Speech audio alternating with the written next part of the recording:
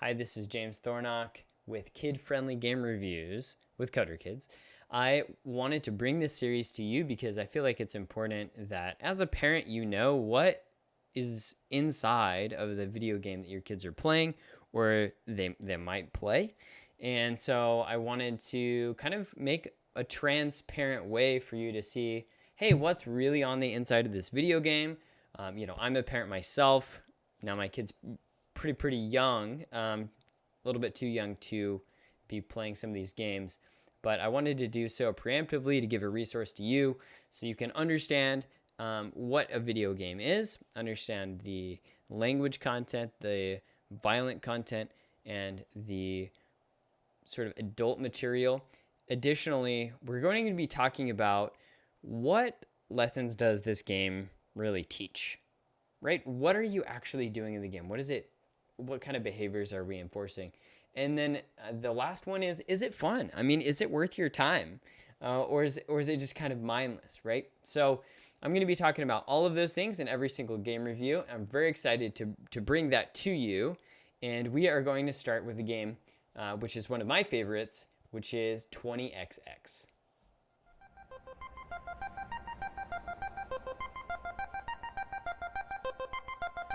All right, this game is pretty straightforward. It is a Mega Man clone in a lot of ways, a Mega Man X clone specifically, where you're jumping on platforms, you are fighting enemy robots essentially. In Mega Man, they're called Reploids, but that's neither here nor there.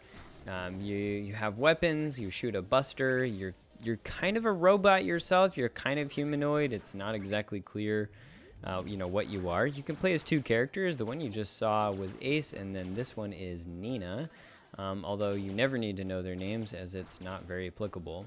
Their goal is to basically fight these robot bosses and get through these levels by jumping on platforms and, avoiding spikes and the like, getting stronger and stronger, and then finally progressing to the end. So throughout these levels, this game is also called a roguelike, which is a little bit newer game term that deals with games that have at least some part of them which are randomly generated.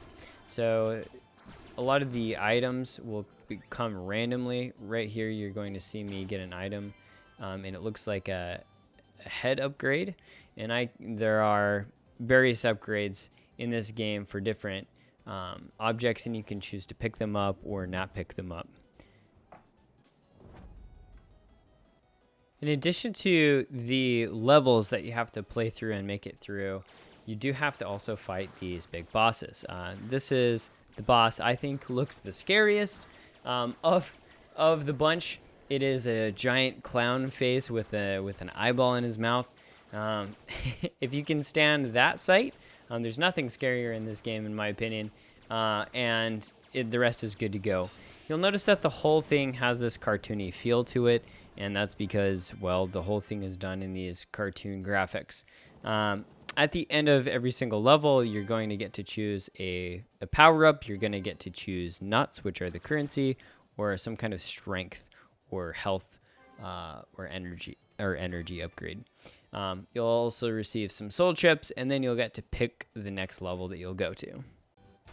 There's another way to get items in this game, which is either from the slot machine that you're seeing right now, which can be paid for with tokens, and there's also the scrap recycler, which I guess is akin to a shop. And you can buy items here and upgrade your character just like in all the other places. You'll also notice little green and blue vending machines that give out either health or energy throughout the levels and at the end of levels. All right, now that you've got a good idea of what this game is about, I'm going to give you these final scores, and I'm going to describe the process, how I go through these scores. So for language, this one doesn't have any kind of cussing whatsoever, so I'm going to give it a 3. There is a little bit of sarcasm, a little bit of sarcastic morbidity, just a tiny bit. So I'm going to give this a 3, maybe a 3.5. For violence, I'm going to give this a 4.5. The reason it earned this score is because it's literally all violence all the time, but they're like energy blasts from a buster. It's not very visceral. It's not very lifelike. It's all cartoon, and there's no blood and guts or anything like that. So it ranks fairly low on the violence score, although not 0, right? For adult material, there's absolutely 0. There's no kissing, there's no flirting, and there's nothing above that. So there's a complete 0 on that score. Another thing I want to talk about is, what lessons is this game trying to teach? And that is, it's trying to teach you're building things, you're putting things together, you're making your character stronger. It's always get better, be stronger, get more skilled, and then once you're skilled, then you can win and save the day. That is what is being taught, and I think that's generally a good lesson. But other than that, it's pretty agnostic as far as like moral lessons or things of that nature. The final thing that I do want to cover is how fun is this game actually, right? I will tell you, I started this review about a month ago, and I went in and I literally 100% of this game. I really like it. I've spent, I'm not sure exactly how many hours, definitely over 10 hours on this game, kind of perfecting it.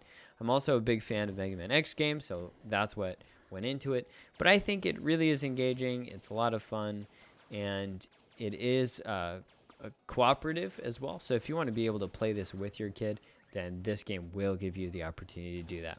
Again, sorry that this video is a little bit long, but thanks for sticking with me to the very end. I hope you enjoyed this, and I hope you come back for our next kid-friendly game review. Until next time.